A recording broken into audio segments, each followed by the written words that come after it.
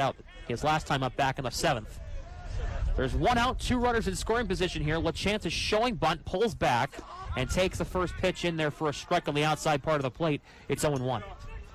Do you think he might bunt here? I mean, I don't see why not. Could easily drive in a run here with a good bunt down the first baseline. 0-1.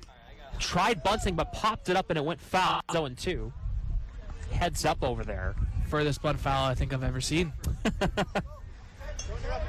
I remember one time I was watching a Yankees-Red Sox game, and Robinson Cano had a bunt double down the left field line at Fenway Park. Actually, I remember that. I remember seeing that.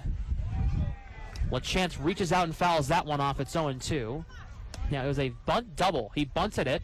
It hit off the third base bag, skipped into the left field, like at Fenway, like the little indent towards the left field line, the short line down there, and it rolled all the way to the wall. It was a double. It was for Robinson Cano. It was one of the craziest things I've ever seen. I was amazed at what I saw. LaChance tried bunting, and that's strike 3. He bunted with 2 strikes. That's a strikeout. That's what we warned about not doing earlier, and it goes through, so LaChance is down on strikes. And here comes Tyler Giambra, who's 2 for 5. Fortunate there for the Bulldogs. Not able to get the bunt down in fair play, but got to respect the idea and the effort for him. He's grounded out twice. He's flown out. He's got a single and scored a run, and he's got an RBI double to his name. Giambra takes the first pitch off the plate and away. It's for ball 1, 1-0.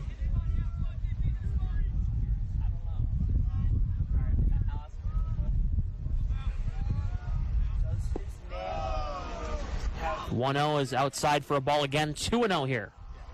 It's crazy.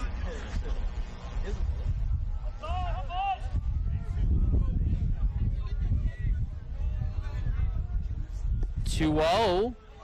That is also a ball. It's 3-0 to Giambra with Lorenz on deck. Pitch looked good there, but gotta take care down with 3 balls here. Yeah, gotta. He swings at 3-0 and fouls it off. It's 3-1. Got the green light. Was a good, favorable pitch to hit, though. Just a little early on it. 3-1 here. Bulldogs 7 runs on 13 hits. 2 runs on 9 hits for the Chargers. Favada on third, Amendolara on second. Giambra socks one up the middle, base hit center field. This might score 2. Favada scores. Rounding third's Amendolara. It skips off the back of the mound. He scores. A 2 RBI single, a 2-run single here for Tyler Giambra, and it's 9-2 Bulldogs.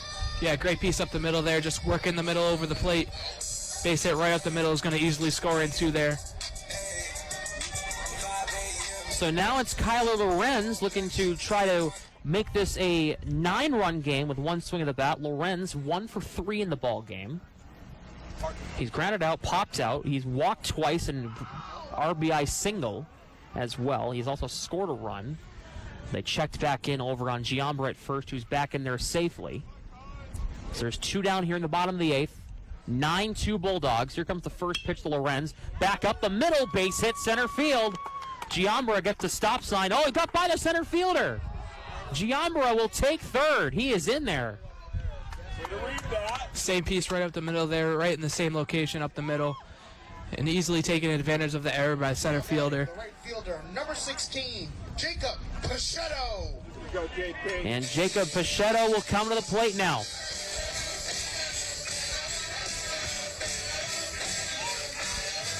Pichetto has reached all 5 plate appearances today. He's 4 for 4. 4 singles and a hit by pitch. He scored a run as well.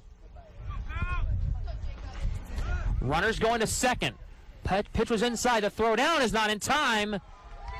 So Lorenz takes second. So now there's 2 runners in scoring position for Pichetto to try to drive them both in and further extend the Dean lead.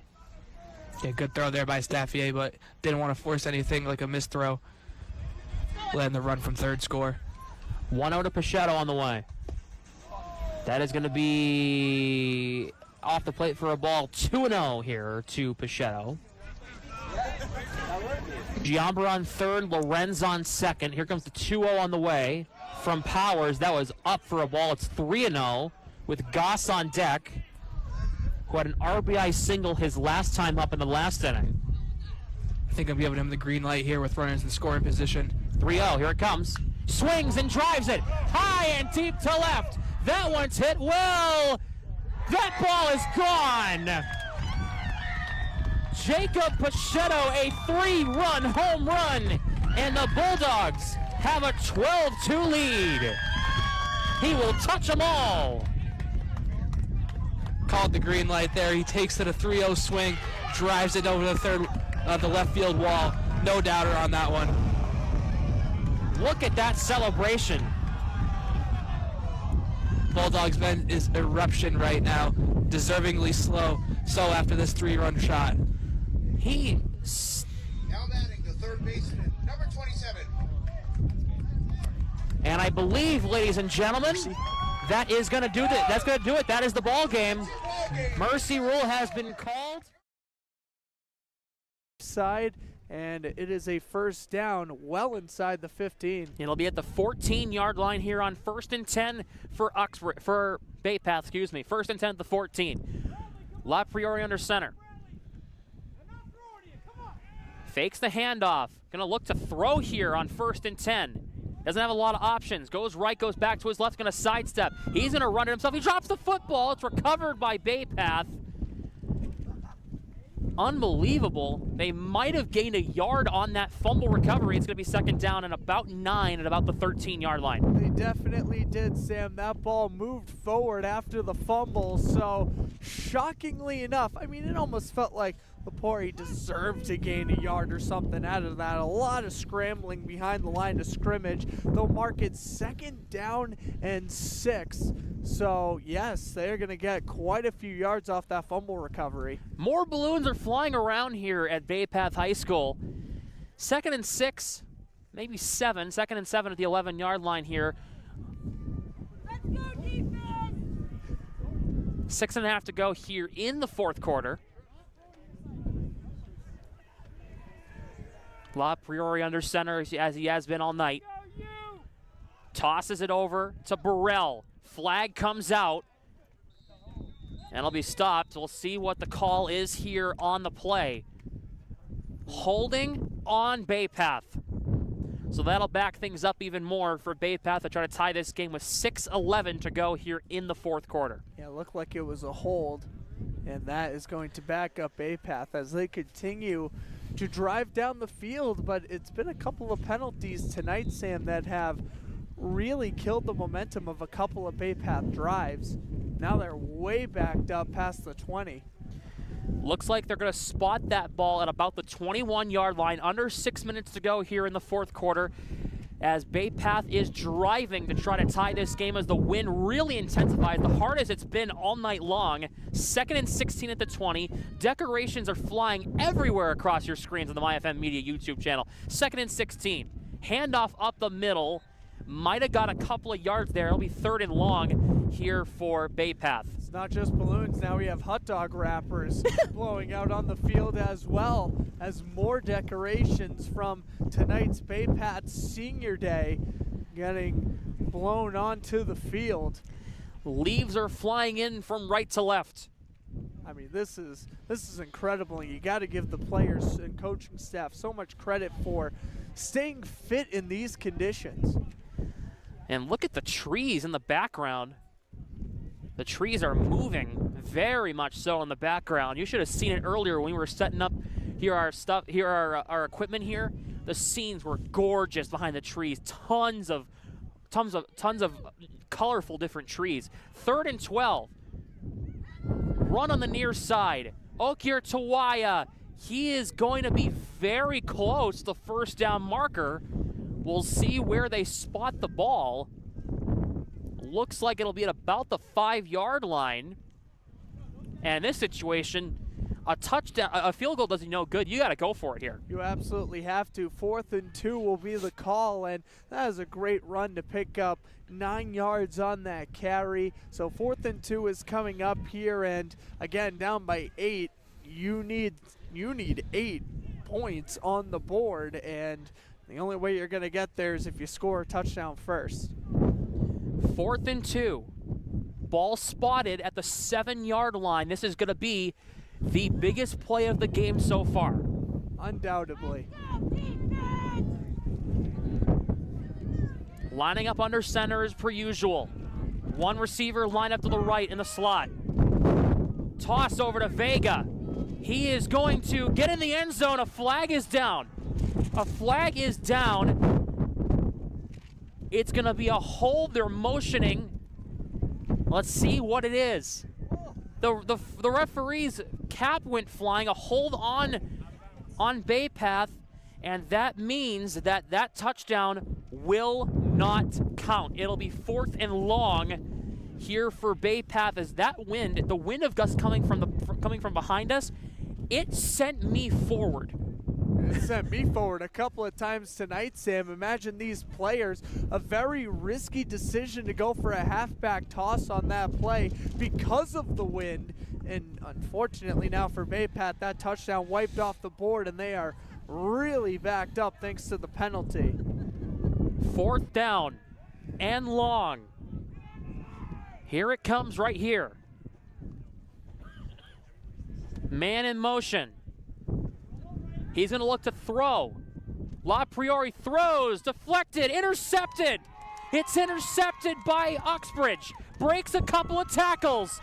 And he's going to be down at the 45-yard line. Balloons flying everywhere. It's going to be an interception for Uxbridge. They'll take over at the 45-yard line. Now, the latest news, sports, and weather.